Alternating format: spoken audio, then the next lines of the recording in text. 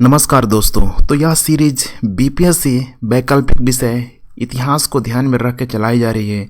इसमें हम लोग 1993 के बाद से अभी तक जितने भी प्रश्न पूछे गए हैं उन सारे ही प्रश्नों को बारी बारी से कंप्लीट कर रहे हैं। और यह जो सीरीज है देखिए वर्ल्ड हिस्ट्री सीरीज को ध्यान में रख के चलाया जा रहा है। बिल्कुल इसके अंतर्गत जितना भी प्रश्न आया है उन प्रश्नों को भी हम लोग एक एक कर देख रहे हैं। आने वाले दिनों में आपको पूरा का पूरा मॉडर्न हो गया, मिडिवल हो गया, एंशिएंट हो गया, इंडियन हिस्ट्री के परिप्रेक्ष्य में कंप्लीट भी कराई जाएगी। अगर आप हिस्ट्री ऑप्शनल को डिटेल्स एनालिसिस के साथ पढ़ना चाहते हैं तो नीचे आपको डिस्क्रिप्शन बॉक्स में उसका लिंक मिल जाएगा, वहाँ से आप ज़रूर देखिए और अपना कॉन्सेप्ट क्लियर करें। क्योंकि बीपीएससी में अगर आपको रिजल्ट अपना सिक्योर करना है तो आप इस ऑप्शनल को एनी कॉस्ट किसी भी कीमत पे आप इसे छोड़ नहीं सकते हैं। चलिए आज हम लोग बात करते हैं प्रश्न संख्या 2 के अंतर्गत। यहाँ पे प्रश्न का नाम है सामंतवाद के पतन के कारणों की विवेचना करना है। किसका? सामंतवाद के कारणों की।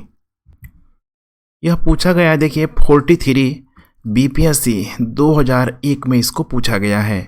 अब इसका जो आंसर राइटिंग है हमें फ्लो चार्ट के माध्यम से करना है। ठीक है, पूरा फ्लो चार्ट में आप लोग कंप्लीट करवा दे रहा हूँ। कॉन्सेप्ट आपका क्लियर हो जाएगा, फिर आप उसे शब्दों में लिख लीजिएगा, क्योंकि मेरे लिए सबसे इम्पोर्टेंट है समझाना उस चीज़ को। अब देखिए जब सामंतवाद की जब बात आ गई तो थोड़ा सा आप बैकग्राउंड में इसको जानने का प्रयास कीजिए कि आखिर ये सामंतवाद आया कहाँ से है। तो इस सामंतवाद की जो जड़ है आपको उस समय दिखाई देगा जब रोमन साम्राज्य का यहाँ पे पतन होने लगेगा। क्योंकि रोमन साम्राज्य का जब पतन होगा तो आपको पता होना चाहिए कि पूर्वी रोमन साम्राज्य और पश्चिमी रोमन साम्राज्य में इसका पूरी तरीके से पतन हो गया। और पश्चिमी रोमन साम्राज्य भी अधिक दिनों तक नहीं चला, उसका भी धीरे धीरे यहाँ पे डिक्लाइन होने लगा और तब जाके बन गया हो पवित्र रोमन साम्राज्य। अब यही है पश्चिमी रोमन साम्राज्य से बनने की प्रक्रिया से लेकर पवित्र रोमन साम्राज्य के बीच कुछ ऐसी यहाँ पे घटनाएं होती हैं जो आपके लिए समझना काफ़ी ही यहाँ पे इम्पोर्टेंट हो जाता है। आइए अब देखते हैं इसमें सामंतवाद का आरंभिक काल। अगर इसका आरंभिक काल माना जाए तो बिल्कुल ही अगर देखा जाए, ठीक है, पूर्व मध्य काल में, तो मध्ययुगीन यूरोप के संदर्भ में तो वहाँ पे एक नवीन प्रकार की प्रशासनिक आर्थिक संरचना का विकास हुआ। और यही जो नवीन प्रकार की प्रशासनिक आर्थिक संरचना का विकास हुआ, इसमें जो सामंतवादी व्यवस्था का सबसे इम्पोर्टेंट रोल था, जो उस क्षेत्र में मौजूद जो भी राजनीति का सामाजिक आर्थिक सारे ही चीज़ों पे इनका कंट्रोल होता था। तो काफ़ी ठीक है इस मामले से, ठीक है, इस सेगमेंट को आप देख के आप समझ पा रहे होंगे कि आखिर इस सामंतवाद का जो आरंभिक काल किस तरीके से यहाँ पे विकास हो रहा है। अब यहाँ पे आप ध्यान रखिएगा यूरोप का जो सामंतवादी व्यवस्था है भारत के सामंतवादी व्यवस्था से बिल्कुल ही आपको वहाँ पे अलग दिखाई देगा। बहुत सारे विद्वानों का तो भारत में सामंतवादी व्यवस्था थी कि नहीं थी, इसमें भी काफ़ी कंट्रोवर्सी की स्थिति यहाँ पे मौजूद है। खैर उन सबको छोड़ के हम लोग आते हैं वापस अपने मुद्दे पे। अब देखिए क्या हो रहा है इसका उद्भव। तो मैंने बताया कि पश्चिमी रोमन साम्राज्य से लेके, ठीक है, जब पवित्र रोमन साम्राज्य के बीच की जो यहाँ पे कुछ घटनाएं होती है, खासकर जर्मनी के क्षेत्रों में, जर्मनी जो प्रासा वाला इलाका है, माइंड मैपिंग आप लोग करने की कोशिश कीजिए। थोड़ा सा भी डाउट है, ठीक है, तो मेरा 2 सीरीज चल रहा है, वर्ल्ड सीरीज, ठीक है, वर्ल्ड मैप सीरीज, और उसके साथ साथ ऑप्शनल हिस्ट्री के अंतर्गत वर्ल्ड हिस्ट्री सीरीज भी चल रहा है, वहाँ से आप चीज़ों को क्लियर करते चलिए। तो देखिए इसका जो उद्भव हो रहा है, कब हो रहा है, तो देखिए जो जर्मन आक्रमण होने लगा, जर्मन आक्रमण यहाँ पे होने लगा पश्चिमी रोमन साम्राज्य में, तो आप देखेंगे कि वहाँ पे जनजाति अलग अलग क्षेत्रों में फैलते चली गई। अब जनजाति अलग अलग क्षेत्रों में फैलते चली गई तो इनकी क्या गलती थी एक, कि इन्होंने चाहते तो पूरा का पूरा ये जो जनजातीय समाज अपना एक मिला के एक बहुत बड़ा जर्मन एम्पायर का ये लोग, ठीक है, निर्माण कर सकता था, लेकिन था तो सब ट्राइब। इन लोगों के द्वारा साम्राज्य जो था पुनर्जीवित करने का प्रयास ही नहीं किया गया। अब जब पुनर्जीवित करने का प्रयास ही नहीं किया गया तो राज्य की अवधारणा ही कहा जाएगी। राज्य की पूरी तरीके से अनुपस्थिति हो गई, अर्थात किसी भी बड़े राज्य की यहाँ पे स्थापना नहीं हो पाई। इसका मतलब ये है कि जो भी इनका कबीलाई समाज था क्षेत्रीय स्तर पर, ध्यान रखिएगा, क्षेत्रीय स्तर पर ये लोग यहाँ पे बंटना शुरू हो गए। और क्षेत्रीय स्तर पर जो भी इनका शासक होता था, आप सोचिए इस क्षेत्र में बहुत सारे जो किसान होते थे, यही किसान इस शासक के अंडर कंट्रोल में आते गए, अर्थात शासक के अधीन किसान हो गए। शासक बोलता था कि देखो भाई, बाकी मैं अन्य क्षेत्रीय शासकों से तुम्हारी रक्षा करूंगा, बशर्ते कि भाई तुम हमारे अंडर कंट्रोल में रहो, हमको तुम कुछ न कुछ कर दो। यही व्यवस्था यहाँ पे चलने लगी। और ये जो व्यवस्था थी पूरी तरीके से पिरामिड नुम ढांचा था। कोई क्षेत्रीय स्तर पर किसी का क्षेत्र बड़ा हुआ करता था, किसी का यहाँ पे छोटा हुआ करता था। कुल मिला के यहीं से एक ऐसी प्रक्रिया यहाँ पे निकल पड़ी। आगे चल के देखेंगे तो इसी जर्मन क्षेत्रों में रहने वाली एक फ्रैंको जनजाति होती है। कौन सी जनजाति यहाँ पे? फ्रैंको जनजाति। उसमें एक शासक का नाम आएगा शार्लमान। उसी शार्लमान के नेतृत्व में आप देखेंगे तो जो रोम का जो पोप था, चूँकि उस समय तक लगभग 7वीं 8वीं शताब्दी तक ये घटनाएं हैं, मुस्लिम साम्राज्य का उदय हो चुका था और मुस्लिमों का जो अटैक था पूरी तरीके से देखिए पश्चिमी रोमन साम्राज्य की तरफ बढ़ने की संभावना यहाँ पे अधिक होती जा रही थी। लेकिन जो शार्लमान है, मुस्लिमों को 1-2 बार वो हराया भी हुआ था और इसी से खुश होके जो रोम का जो पोप होता है वो उसको पवित्र रोमन साम्राज्य का शासक बना लेता है। और जब पवित्र रोमन साम्राज्य का शासक बनाने का ही मतलब है कि अब उस पवित्र रोम साम्राज्य की जो शक्ति होगी शासक से अधिक कहाँ पे रहेगी? पोप पे रहेगी, उस धार्मिक व्यवस्था पे रहेगी, उस चर्च व्यवस्था पे रहेगी। अब देखिए यही प्रक्रिया यहाँ पे चलने लगता है। अब देखिए उस साम्राज्य में, उस पवित्र रोमन साम्राज्य में एक अलग ही व्यवस्था यहाँ पे चलने लगी। जैसे कि अगर आप देखेंगे प्रशासनिक पहलू में तो सबसे ऊपर कौन होता था? राजा होता था। ध्यान रखिएगा, सबसे ऊपर राजा होता था, उसके नीचे ड्यूक होता था, नीचे उसका बैरन होता था और उसके नीचे यहाँ पे नाइट होता था। अब देखिए जो भी मैं शार्लमान पवित्र रोमन साम्राज्य की बात कर रहा हूँ, वो क्षेत्र कोई इतना छोटा नहीं था, बहुत बड़ा वो क्षेत्र हुआ करता था। पूरा पूरा अगर इटली को देखेंगे, फ्रांस को देखेंगे, जर्मनी के कुछ क्षेत्रों को मिला कर देखेंगे, ठीक है, तो ऐसे कुछ वहाँ पे बड़े बड़े जो क्षेत्र जो मौजूद थे उस पवित्र रोमन साम्राज्य के अंतर्गत। तो जो छोटे छोटे क्षेत्रों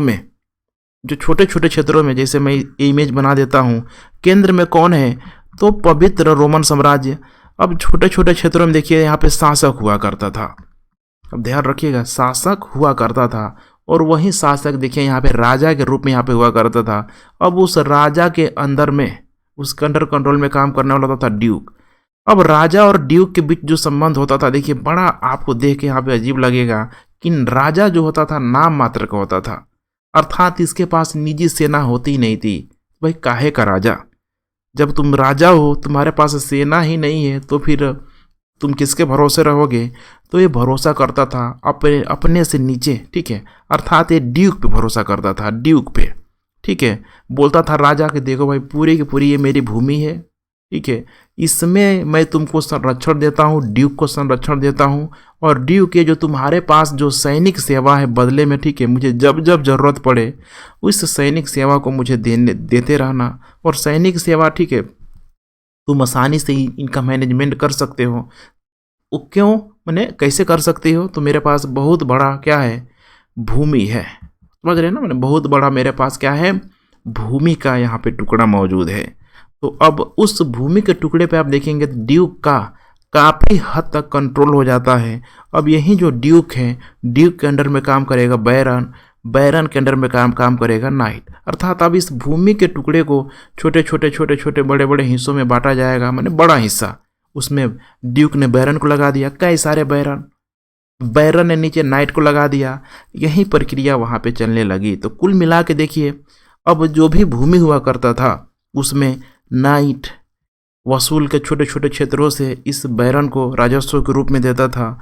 बैरन वसूल के यहाँ पे ड्यूक को देता था और ड्यूक कब जितनी मर्जी है वो क्या करता था? राजा को देता था। तो जब भी इस तरह की बिचौलिए वाली व्यवस्था में आप देखेंगे तो हमेशा ही जो मध्य वर्ग यहाँ पे मजा मारता है, मैंने मध्य वर्ग समझ रहे हैं ना, मैंने मध्य मैंने जो बीच में रहता है यहाँ पे मध्य वर्गीय से मतलब मेरा ये है, मैंने बिचौलिए से मतलब है मेरा। तो कुल मिला के यही जो है देखिए मध्य वर्ग, अर्थात इसको आप बिचौलिए बोल सकते हैं। बिचौलिए जैसे कि भारत के संदर्भ में आप देखेंगे तो जब लागू किया गया रैयतवाड़ी व्यवस्था, परमानेंट सेटलमेंट जब लागू किया गया तो वहाँ पे ज़मींदारों को एक बिचौलिए के रूप में बना दिया गया। काफ़ी उसमें किसानों का शोषण हुआ। उसी तरीके से अगर आप देखें महलवाड़ी व्यवस्था के अंतर्गत तो गांव का प्रधान होता था बिचौलिए के रूप में, ठीक है। तो देखिए उसमें हमेशा ही क्या होता है, तो किसानों का शोषण हो जाता है। तो कुछ यही व्यवस्था यहाँ पे थी। अब सोचिए नाइट के अंतर्गत बहुत सारे फार्मर मौजूद हैं, बैरन के अंतर्गत बहुत सारे फार्मर मौजूद हैं, ड्यूक के अंतर्गत बहुत सारे, ठीक है, फार्मर मौजूद हैं। मैंने कहने का मतलब एक ड्यूक क्या कर रहा है, बहुत सारा बैरन रख रहा है, ठीक है, और एक बैरन बहुत सारा क्या रख रहा है, नाइट रख रहा है। कुछ इसी प्रकार की यहाँ पे प्रक्रिया, ठीक है, चलती हुई आपको नजर आएगी। तो इसमें सबसे जो बड़ा संबंध के रूप में मौजूद होता था वो होता था यहाँ पे ड्यूक। देखिए मैंने इंडिकेट किया है ड्यूक, उसके बाद बैरन, उसके बाद नाइट। अब ये लोग क्या करते थे कि जितना भी क्षेत्र होता था, इस क्षेत्र में रहने वाले जो लोग होते थे, अभी हम आगे थोड़ी देर में देखेंगे कि यहाँ पे राजनीतिक, आर्थिक, प्रशासनिक जो भी नीतियाँ थी पूरा का पूरा लगाना इनके अंडर कंट्रोल में हुआ करता था। और ये कैसे हुआ करता था, देखिए इसी को बोला गया मैनर प्रणाली, कृषि दासता भी इसको बोला गया। तो अभी तक देखिए अगर आप बात करेंगे प्राचीन रोमन साम्राज्य में, तो वहाँ पे जो कृषि का जो, ठीक है, विकास हुआ था बिल्कुल दास कृषि व्यवस्था पे मौजूद था। लेकिन अब वो कृषि दासता जो व्यवस्था थी, ठीक है, धीरे धीरे यहाँ पे रूप ले रहा है और कृषि की जगह यहाँ पे कृषक बना लीजिएगा, इसे कृषक दासता का यहाँ पे रूप यहाँ पे लिया जा रहा है। अर्थात अब जो दास रहेंगे, ठीक है, वो दास रहेंगे किसके रूप में, किसान के रूप में रहेंगे। और इसी व्यवस्था को क्या बोल दिया गया, मैनर प्रणाली। इसमें होता क्या था, तो देखिए पूरे के पूरे बहुत बड़े भूखंड को दो भागों में बांट दिया जाता था। एक होता था मेंस और दूसरा होता था यहाँ पे डिमेंस। अब सोचिए मेंस, दूसरा है डिमेंस। पूरा भूमि किसका है, तो शासक का है, अर्थात उस राजा का है। लेकिन अब डिमेंस में पूरी की पूरी जो व्यवस्था थी एकदम, ठीक है, ड्यूक, बैरन और इसके अलावा नाइट तक की व्यवस्था थी। अब इसमें होता क्या था कि इस मेंस वाले भूमि पे रैयतों को, अर्थात जो भी किसान थे, ठीक है, इनको बसाया जाता था।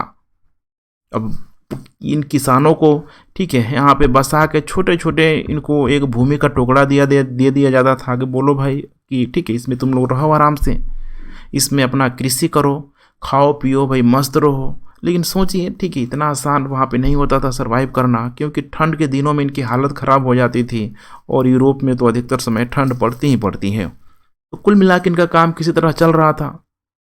अब भाई ये इनको दिया क्यों, आप सोचिए मेंस में अगर रैयतों को बसाया जा रहा है तो ये डिमेंस वाले इतने आसानी से, ठीक है, थोड़े कर देंगे। अर्थात डिमेंस में जो भी कंट्रोल है यहाँ पे ड्यूक, ठीक है, बैरन, नाइट का, इतने आसानी से बसाने नहीं जाएंगे। ये बोलते थे कि देखो भाई हमने तुमको बसाया है, तुमको रहने के लिए भूमि दी, खाने के लिए, ठीक है, अन्न दिया, जो भी है भूमि का जो कॉन्सेप्ट है, अब तुमको क्या करना पड़ेगा, तो बदले में हमारे यहाँ, अर्थात जो डिमेंस भूमि है बिल्कुल एक फार्मिंग कृषि पे आधारित थी, बहुत बड़ा बड़ा, ठीक है, भूखंड का यहाँ पे टुकड़ा होता था कि तुमको यहाँ पे अपना श्रम, ठीक है, दान करना पड़ेगा, श्रम दान करना पड़ेगा। अर्थात इसको सिंपल भाषा में बोले तो बेगारी करना पड़ेगा। अर्थात सप्ताह में 2-3 दिन अगर अपने खेतों में काम करते हो तो 2-3 दिन हमारे खेतों में आके काम करो, हम इसके बदले तुम्हें कोई भी मजदूरी नहीं देंगे। यही प्रक्रिया चल रहा था। अब यही देखेंगे आप लोग तो बिल्कुल ही आपको ये जो सामंतवादी व्यवस्था है, अगर इसको आप कह दें सामंतवादी व्यवस्था, तो कहना कोई गलत नहीं होगा, जो बिल्कुल माने किसानों के शोषण में निहित था। इसमें शोषण भी एक अच्छा खासा किसानों का होता था और इसके साथ साथ अगर देखेंगे तो किसानों की बहुत अधिक इसमें आज़ादी भी यहाँ पे नहीं हुआ करती थी।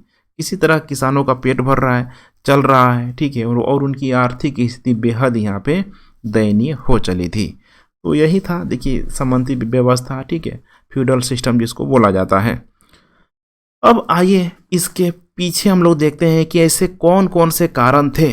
मैंने बताया था अभी आप लोगों को, जो प्रश्न पूछा है कि सामंतवाद के पतन के कौन कौन सा कारण था, तो कुछ कारणों को देख लेते हैं और यहाँ पे इस प्रश्न को सॉर्ट आउट करते हैं। तो देखिए पहला है यहाँ पे कृषक विद्रोह, किसान विद्रोह। जब इस तरह की व्यवस्थाएं होगी तो कोई भी व्यवस्थाएं, देखिए, लंबे समय से क्या होगी, चल नहीं पाएगी। और यही हुआ, सामंतवादी व्यवस्था धीरे धीरे शोषण का उपकरण बनता गया और इस शोषण के उपकरण बनने के पश्चात अब इतना शोषण सोचिए कौन सह पाएगा? कोई भी, ठीक है, अगर मैंने एक बेजुबान अगर जानवर को भी उतना आप शोषण कर देंगे तो वो भी काटने के लिए आ जाएगा। तो यहाँ पे तो खैर इंसान मनुष्यों की बात की जा रही है और इसी शोषण के विरुद्ध यहाँ पे विद्रोह किया गया, जिसे कि 1349 में ब्लैक डेथ काफ़ी फेमस है। कितने सारे, ठीक है, सामंतों के द्वारा उन किसानों को मार दिया गया जो लोग विद्रोह कर रहे थे। फ्रांस में यहाँ पे जाकरी विद्रोह है, यहाँ भी सेम हुआ। 1381 में ब्रिटेन में वाट टाइलर का विद्रोह हुआ। ठीक है, देखिए सब मैंने स्पष्ट लिखा हुआ है, थोड़ा सा आप ध्यान देंगे तो थोड़ा सा राइटिंग जो टेढ़ी मेढ़ी उससे आप समझ जाएंगे। ठीक है, तो वाट टाइलर का यहाँ पे विद्रोह हुआ। अब यहाँ पे हर एक विद्रोह में आपको समझने की जरूरत है कि सामंत दबाने के लिए आ रहे हैं, अपने पूरा सैनिक लेके आ रहे हैं, उन सैनिकों को खर्च देना, इतने सारे उसमें, ठीक है, गोला बारूद इन सब का, ठीक है, यूज करना। तो कुल मिला के देखिए इनको मारने से तो भाई उनका प्रोडक्शन बढ़ नहीं जा रहा है, उल्टा नहीं तो इनको मारने से उनका घाटा भी हो रहा है। तो सबसे बड़ा यहाँ पे कारण है कि इनको विद्रोह कुचलने के चक्कर में देखिए यहाँ पे आंतरिक स्थिति क्या हो गई, खराब हो गई। आंतरिक स्थिति खराब हो गई विद्रोह कुचलने के चक्कर में, इनको मारने के चक्कर में, और धीरे धीरे धीरे इनकी जो व्यवस्थाएं थी सामंतवादी व्यवस्था को, ठीक है, बहुत अधिक यहाँ पे नुकसान पहुँचा। तो ये भी एक कारण है, इसे आप लोग लिख लीजिए। दूसरा कारण है यहाँ पे व्यापार के वृद्धि, शहरीकरण और मौद्रीकरण। अब यहाँ पे समझने का आपको कोशिश करना है। देखिए अभी तक जो यहाँ पे व्यापारिक व्यवस्था थी, प्राचीन काल से ही भारत का यूरोप का व्यापार चल रहा है, ठीक है, चल रहा था, आज भी हो रहा है। लेकिन उस समय जो व्यापार जो चल रहा था बिल्कुल ही बुलियनवादी कंसेप्ट था। बुलियनवादी समझ रहे हैं ना, मैंने सोना चांदी, उस समय मुद्राकरण का, ठीक है, कोई भी रूप नहीं था। सोना चांदी जो भी होता था वही जो था पूरी तरीके से मुद्रा का रूप हुआ करता था। लेकिन ये व्यवस्था लंबे समय तक नहीं चली और मध्यकाल तक आते आते देखिए 13वीं 14वीं शताब्दी में बहुत अधिक यहाँ पे परिवर्तन होने लगेगा। खासकर उस धर्म युद्ध कुरुक्षेत्र के बाद से पश्चिम, ठीक है, एशिया का और उनके बाद यूरोप के देशों का एक पूरा एक व्यापारिक यहाँ पे मार्ग भी बन जाएगा। तो 13वीं 14वीं शताब्दी में यहाँ पे कुछ ऐसा समीकरण बनता है कि व्यापारिक गतिविधियाँ तीव्र रूप से चलने लगती है। अब हुआ कि भाई अब क्या किया जाए, इस बुलियनवादी व्यवस्था को हटाना पड़ेगा, अर्थात हमें मुद्रा का प्रचलन करवाना पड़ेगा। और यहाँ से सबसे क्रांतिकारी परिवर्तन होता है, इस समय मुद्रा अर्थव्यवस्था का विकास हो गया। अब सोचिए इस मुद्रा अर्थव्यवस्था का विकास होने का मतलब ही है अब किसी भी देश के पास सोना चांदी है, डजंट मैटर, ठीक है। पहले नहीं होता था, व्यापार नहीं कर पाते, लेकिन भाई अब तो कोई दिक्कत ही नहीं है। मुद्रा अर्थव्यवस्था का विकास हो जाने से अब यहाँ पे जो परिवर्तन होता है आपको समझने का क्या करना है, प्रयास करना है। देखिए मेंस में जो छोटे छोटे यहाँ पे किसान थे पहले अपने श्रम का क्या करते थे, पूरी तरीके से बेगार करते थे। मैंने बेगारी में आके इस डिमेंस भूमि में जो सामंतों की भूमि थी उसमें ये लोग काम करते थे। लेकिन अब ये व्यवस्था रह नहीं गई। अब मेंस में भाई इन लोगों को लगा कि अगर हम फ्री में जाके यहाँ काम करेंगे इससे अच्छा है कि भाई हम अपना श्रम क्या करेंगे, बाज़ार में बेच दें। ये भी एक कॉन्सेप्ट निकल के आया। और दूसरा जो डिमेंस, जो ये सामंतों की जो भूमि के रूप में आप जान रहे हैं, सामंतों की भूमि के रूप में इसे आप देख रहे हैं, इनको भी लगा कि अब बाज़ार से अगर श्रम खरीद के ला लिया जाए, अगर इस भूमि में, ठीक है, अगर यहाँ पे मजदूरी करवाया जाए तो हमारा प्रोडक्शन क्या होगा, अच्छा होगा। क्योंकि देखिए बेगार जो सिस्टम है बड़ा ख़राब सिस्टम होता है, ना मज़दूरों को उसमें कोई मोटिवेशन मिल पाता है, ना मालिक का उसमें कोई प्रोडक्शन बढ़ पा रहा है। सोचिए मेंस में जो किसान काम कर रहा है, सपोज करिए बेगार करने के लिए डिमेंस में आ रहा है, कुदाल रखा, ठीक है, जो भी खुरपा रखा, पता चल रहा है कि 1 घंटा वो आने में लगा दे रहा है। गाँव में होता है ना, गाँव में देखिएगा, ठीक है, किसानी जो व्यवस्था होता है गाँव में कुछ इसी टाइप का होता है। मजदूर करेंगे तो बोलेंगे 8 बजे, मजदूर जाएगा 9 बजे, ठीक है। क्यों? इसका सबसे पीछे कारण है कि वहाँ कैश की वहाँ पे कमी है। मजदूर को भी पता है कि भाई आज काम करेंगे तो कल तो हमको शाम तक, ठीक है, पैसा देगा नहीं है। फाइनली इसका फसल यहाँ पे होगा तभी हमको, ठीक है, पैसा उपलब्ध कराएगा। तो मुद्रा की यहाँ वहाँ पे माने बेरोक टोक जो गतिविधियाँ नहीं हो पाती है, किसानों के पास उतना हो ही नहीं पाता है, तो ये समस्याएँ उत्पन्न होती है। ठीक वैसे ही यहाँ पे है, देखिए मेंस वाले डिमेंस में काम करने के लिए जा रहे हैं, कंधा में कुदाल रखा, जा रहे हैं, 1 घंटा जाने में लगा दिया, शाम हुआ नहीं, लोग घर लौट के आ गए। बड़ी समस्या होती थी। अधिक अगर सामंत इनका, ठीक है, रोक टोक करने में लग जाए तो ये लोग विद्रोह कर देते थे। तो कुल मिला के करे तो क्या करे, तो हुआ कि देखो भाई, सामंत बोल रहे कि मेंस में हमने तुमको बसाया, अर्थात रैयतों को बसाया, किसानों को बसाया, तो जितना जिस जिस किसान को बसाया गया है भाई, वो हमको क्या कर दे, मुद्रा दे दे भाई हमको। तुम लोग जाओ बाजार में अपना श्रम बेचो, कमाओ और हमको इसका भाड़ा दे दो। किसानों ने बोला ठीक है भाई, और अच्छी व्यवस्था है, इससे मार्केट को प्रोत्साहन मिला। दूसरी तरीके से अगर आप देखें यहाँ पे डिमेंस में, तो यहाँ पे बाहर से मजदूरों को ले जा के यहाँ पे काम करवाया जाने लगा। तो जो सामंतवादी व्यवस्था का क्या हुआ, पूरी तरीके से जो प्रोडक्शन था इसको भी यहाँ पे क्या मिला, बढ़ावा मिला। लेकिन अब देखेंगे कि इसी मुद्रा अर्थव्यवस्था की वजह से अब ये मामला, ठीक है, लंबे समय तक नहीं चलेगा। धीरे धीरे इन्हीं में से कुछ न कुछ लोग यहाँ पे व्यापारी बन के आएंगे, मध्य वर्ग बन के आएंगे, धीरे धीरे इनके पास पैसा आएगा, धन आएगा। अब ये व्यवस्थाएं धीरे धीरे क्या हो जाती है, टूटने लग जाती है।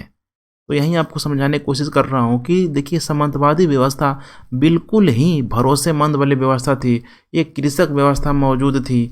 लेकिन इस मुद्राकरण अर्थव्यवस्था के आ जाने से इनका जो प्रभाव था सामंतों में, वो बहुत क्या पड़ा, नकारात्मक प्रभाव पड़ा, नकारात्मक प्रभाव पड़ा, और धीरे धीरे इनकी स्थिति क्या हो गई, खराब हो गई। तीसरा है यहाँ पे सामंतों का पारस्परिक संघर्ष। यही है, एक म्यान में 2 तलवार नहीं रह सकते हैं, और यही कारण है कि भूखंडों को लेके अक्सर इनके बीच युद्ध जैसी हालात, ठीक है, स्थिति यहाँ पे पैदा हो जाती थी। जैसे कि इसमें कुछ युद्ध हुआ है, 7 वर्षीय युद्ध, गुलाब का युद्ध, आपस में ये लोग लड़ रहे हैं, एक दूसरे को मार रहे हैं, काट रहे हैं। इनकी शक्ति यहाँ पे क्या हो रही है, कमजोर हो रही है। दूसरी तरह यहाँ पे नवीन हथियार एवं बारूद का जो चलन यहाँ पे बढ़ने लग गया। समझ रहे हैं ना, हथियार तो बनने लगे, बारूद का जो खोज ऑलरेडी चाइना में बहुत पहले यहाँ पे हो चुका था। इससे क्या हुआ कि सामंतों की जो किला थी दुर्भेद नहीं रही, इसको आसानी से भेदा जा सकता था। पहले लोग सामंत बड़ा बड़ा किला बना लेता था, अब उसको भेदना उस समय उतना आसान नहीं था। लेकिन अब ये सब जब टेक्नोलॉजी आ गई तो भाई अब आसान हो गया। इंग्लैंड के हेनरी जो 7 था, इसने, ठीक है, तोपों से कई सारे सामंतों का, ठीक है, घर उजाड़ दिया, किला उजाड़ दिया। तो अब इनकी शक्ति क्या होगी, कमज़ोर होगी, डैमेज होगी। उसी तरीके से यहाँ पे है धर्म युद्ध का प्रभाव भी है। इस धर्म युद्ध के प्रभाव ने, आपको पता है क्रूसेड की मैं बात कर रहा हूँ, 11वीं 12वीं शताब्दी में जो जेरूशलेम को लेके, ठीक है, जेरूशलेम समझ रहे हैं ना, इजराइल और पैलेस्टीन, मैंने अभी दोनों में मामला काफ़ी कॉन्ट्रोवर्शियल है। किसमें है, जेरूशलेम और, ठीक है, जो पैलेस्टीन की मैं बात कर रहा हूँ वहाँ पे जेरूशलेम, सॉरी सीरिया और, ठीक है, पैलेस्टीन की मैं बात कर रहा हूँ वहाँ पे जेरूशलेम जो स्थित है।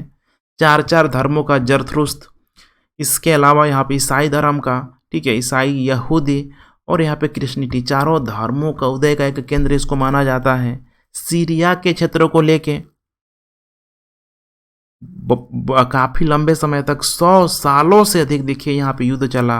और इस युद्ध को प्रोत्साहित करने वाले अधिक दो, ठीक है, जो भी यहाँ पे चर्च व्यवस्था थी, पोप था भाई, वो लोग करते थे, जाओ भाई मुस्लिमों को तुम लोग ऐसे ही हरा दोगे, ईश्वर की शक्ति तुम्हारे पास है, तुम लोग उन लोगों को हरा के आओगे। लेकिन हुआ क्या, उल्टा हो गया। बहुत सारे सामंत लोग गए, मारे गए वहाँ पे, और उस धर्म युद्ध में क्या हो गए, वे लोग हार भी गए। अर्थात मुस्लिम शक्तियों से जो ईसाई शक्ति यहाँ पे हार गई। इसका मतलब यही हुआ कि सामंतों की जो राजनीतिक शक्ति कमज़ोर होने लगी, और इनका जो व्यापार वाणिज्य है सामंतों का कमज़ोर पड़ गया। लेकिन ये जो व्यापार वाणिज्य जो बढ़ रहा है, ध्यान रखिएगा, एक किसका बढ़ रहा है, एक नया मध्य वर्ग का उदय आ रहा है। क्योंकि सामंत लोग व्यापार थोड़े करेगा, वो सब तो राज ठाट से, समझिए, किला में रहने वाला आदमी है, सब तो व्यापार करेगा। व्यापार कौन कर रहा है, मध्य वर्ग। तो इससे क्या हुआ कि अब राजनीतिक शक्ति जब उनकी कमज़ोर यहाँ पे हुई, तो जो भी किसान उसान थे, जो नीचे दबे कुचले लोग थे, उसमें से कुछ लोग वहाँ यहाँ पे सामने आएंगे, आगे आएंगे, उनकी स्थिति बेहतर होगी। और धीरे धीरे पूरब के मैंने संपर्क यहाँ पे होता ही रहेगा, क्योंकि बहुत सारे सेना भी आते थे युद्ध करने के लिए।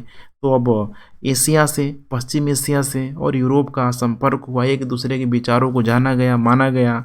और उस, देखिए, नाव को चलाने वाला वही मजदूर वर्ग, धीरे धीरे वही मध्यम वर्ग के रूप में यहाँ पे अगर उसका विकास होता है तो उसकी सुदृढ़ता को दर्शा रहा है, अर्थात व्यापार वाणिज्य इसका बढ़ रहा है। अब इसका मतलब है कि सामंतों की शक्ति क्या हो रही है, कम हो रही है। तो एक इक्वेशन लगा सकते हैं यहाँ कि जब मध्य वर्ग का विकास होगा, मध्य वर्ग का जब उदय होगा तो सामंतों की शक्ति क्या होगी, कमी होगी। अब यही जब मध्य वर्ग का यहाँ पे देखेंगे विकास होगा तो चर्च व्यवस्था इस पे अड़ंगा लगाएगा, भाई पापी हो, दुष्ट हो लोग, भाई तुम लोग ठीक है सूदखोरी करते हो, ये सब पाप की चीजें हैं। तो अब इसमें शासक भी आएगा, शासक की महत्वाकांक्षा बढ़ने लग जाएगी। पुनर्जागरण वाली जो बातें हैं पिछले क्लास में मैंने आप लोग बताया था कि किस प्रकार से पुनर्जागरण के काल ने शासकों की शक्ति को पुनः पुनर्जीवित करने का प्रयास किया, निरंकुश राजतंत्र को बढ़ाने का प्रयास किया। और उसमें अड़ंगा कौन लगा रहा है, चर्च व्यवस्था, और चर्च व्यवस्था मध्य वर्ग पे भी अड़ंगा लगा रहा है। इसीलिए मध्य वर्ग और शासक वर्ग क्या हो जाएंगे, यहाँ पे मिल जाएंगे। नेक्स्ट है यहाँ पे 6 नंबर, निरंकुश राजतंत्र का विकास। क्योंकि अब निरंकुश राजतंत्र का विकास यहाँ पे होने लगा, मध्य वर्ग का यहाँ पे विकास होने लगा और निरंकुश राजतंत्र ने मध्य वर्ग को सहयोग दिया। क्यों दिया, समझने की कोशिश कीजिए। क्योंकि मध्य वर्ग व्यापार कर रहा है, और व्यापार कर रहा है तो उसमें टैक्स लग रहा है। टैक्स किसके पास जा रहा है, शासक के पास जा रहा है। शासक को क्या बनना है, निरंकुश राजतंत्र बनना जा रहा है, मैंने निरंकुश राजतंत्र बनना है, सर्वे सर्व बनना है शक्ति का। लेकिन उसमें रोक कौन लगा रहा है, चर्च व्यवस्था लगा रहा है। अब चर्च को डैमेज करने के लिए देखिए यहाँ पे अब इनको क्या करना पड़ेगा, मध्य वर्ग को सहयोग करना पड़ेगा। और मध्य वर्ग को भी एक बैसाखी मिल गया, क्योंकि चर्च व्यवस्था इस मध्य वर्ग पे भी ठीक है कटाक्ष कर रहा है, सूदखोरी महाजनी व्यवस्था को ठीक है पाप बतला रहा है। तो देखिए बहुत सारे कारण होते हैं, कोई ये कारण नहीं होते हैं, आपको समझना पड़ेगा। नेक्स्ट, पुनर्जागरण, रही खसी मतलब रही सही जो कसर था पुनर्जागरण ने पूरा कर दिया। क्योंकि यहाँ पे निरंकुश राजतंत्र का पुनर्जागरण ने बौद्धिक आधार तैयार कर दिया। अब यही समझना है आपको, पुनः जागना, पुनर्जागरण का मतलब क्या होता है, पुनः जागना। ठीक है, पुनः जागने का मतलब क्या है, ये अभी तक देखिए ग्रीक साहित्य में या फिर रोमन साम्राज्य में जितना भी लैटिन साहित्य को लिखा गया एंशिएंट एरा में, उसमें शासक को सर्वप्रथम यहाँ पे महत्व दिया गया कि एक राज्य का, एक साम्राज्य का शासक ही सर्वे सर्वा होता है, बीच में कोई सामंत नहीं, बीच में कोई भी धार्मिक व्यवस्था मौजूद नहीं। अब जब इस पुनर्जागरण एरा में जब यहाँ पे देखेंगे ठीक है धीरे धीरे धीरे जब बाइजेंटाइन एम्पायर का खात्मा हो जाता है, ठीक है मतलब कुस्तुनतुनिया का यहाँ पे पूरी तरीके से ठीक है पतन हो जाता है, तो वहाँ पे एक नया साम्राज्य, ऑटोमन साम्राज्य, एक मुस्लिम साम्राज्य आएगा। तो वहाँ से बहुत सारे बुद्धिजीवी लोग ग्रंथों को लेके, लैटिन हो गया, ग्रीक ग्रंथों को लेके यूरोप के अन्य देशों में फैलते जाएंगे, इटली में भी लोग आएंगे और वहीं पे पुनः ऐसा माना गया कि पुनः वे लोग अध्ययन अध्यापन कार्य शुरू करते हैं पुराने ठीक है लैटिन और ग्रीक साहित्यों का। फिर उनको पता लगता है कि भाई ये तो राजा ही उस समय क्या था, सर्वे सर्वा था। राजा को पता लगा भाई अब क्या कह चाह रहा है कि भाई नहीं अब तो हटाएंगे हम, सामंतवाद ऐसे ही कमज़ोर हो गया है, चर्च व्यवस्था को अब हटाएंगे, किसी भी कीमत में हटाएंगे। अर्थात निरंकुश राजतंत्र का पुनर्जागरण ने बौद्धिक आधार तैयार कर दिया। इसमें एक मैकियावेली आएगा, बहुत ही फेमस नाम है मैकियावेली, इसने द प्रिंस बुक लिखा और इसने निरंकुश राजतंत्र का समर्थन भी कर दिया। तो यही थी कुल मिला के बात है। इतना आप लोग एग्जाम में लिख आइए, एकदम नंबर भर भर के आपको मिलेगा, इतना तक कोई आपको समस्याएं नहीं होनी चाहिए। नेक्स्ट यहाँ पे धर्म सुधार आंदोलन। अब ये धर्म सुधार आंदोलन कोई और नहीं है बल्कि याद करिए इस धर्म सुधार आंदोलन के माध्यम से ही आपको पता है जो कैथोलिक जो धर्म था, इस कैथोलिक धर्म को पूरी तरीके से ठीक है प्रोटेस्टेंट वादियों के द्वारा स्वीकार कर दिया गया। उसमें लास्ट क्लास देखा था हम लोगों ने, मार्टिन लूथर का नाम फेमस था, काल्विन वादियों का नाम फेमस था, जुगली का नाम फेमस था। किस प्रकार से इस धर्म सुधार आंदोलन ने उस पवित्र रोमन साम्राज्य को, हैब्सबर्ग जो एम्पायर था उसको डैमेज किया और धीरे धीरे क्षेत्रीय जो शासक थे, राष्ट्र राज्य का यहाँ पे अस्तित्व में आना, उनकी शक्तियों को बढ़ाया जाना, उनके राज्यों की सीमाओं को निर्धारण करना। कुल मिला के अगर देखा जाए तो इसका कंक्लूजन यही निकलता है कि धर्म सुधार आंदोलन ने सामंतवादी व्यवस्था को, चर्च व्यवस्था को उस गर्त पे ला दिया जहाँ पे राजाओं की संप्रभुता को बढ़ावा मिला और राजा की शक्ति को यहाँ पे बढ़ावा मिला। राजा अपने आप को जनता के नज़दीक पाया जाने लगा। अब जनता के पास कोई ऑप्शन थी नहीं, जनता सामंतवादी व्यवस्था त्रस्त थी, चर्च व्यवस्था से भी त्रस्त थी। अब जब शासक मिल रहा है, मजबूत शासक, तो भाई जनता तो शासक को चाहेगी चाहेगी। अब यही प्रक्रिया चलते रहेगी प्रबोधन काल तक। 18वीं शताब्दी से जब देखेंगे प्रबोधन काल जब अचानक जब शुरू होगा, एकदम अचानक नहीं शुरू होगा, धीरे धीरे शुरू होगा, एक से एक विचारधारा का आएंगे लोग। अब उस प्रबोधन काल में राजा की संप्रभुता की जगह संवैधानिक राजतंत्र की मांग की जाएगी। अब प्रबोधन काल के बाद से परिवर्तन की मांग उठते रहती है। अब संवैधानिक राजतंत्र की जगह धीरे धीरे प्रजातंत्र की भी मांग आएगी। तो बिल्कुल देखिए कॉन्सेप्ट क्रिस्टल क्लियर है। थोड़ा से आपको डाउट है, अगर आप डिटेल्स में पूरा का पूरा हिस्ट्री ऑप्शनल को अध्ययन करना चाहते हैं, जो कि आपको करना चाहिए, तो आप एक एक लेक्चर को देखिए। टाइम लगेगा, लेकिन मैं यकीन दिला रहा हूँ कि आपको एक एक पॉइंट, एक एक चीज़ें क्लियर हो जाएंगी। तो चलिए फ्रेंड्स, आज के लिए इतना ही। Thanks for watching. वीडियो पसंद आ रहा है तो शेयर, सब्सक्राइब एंड लाइक ज़रूर करें। कल मिलते हैं एक नए टॉपिक के साथ, तब तक के लिए जय हिंद।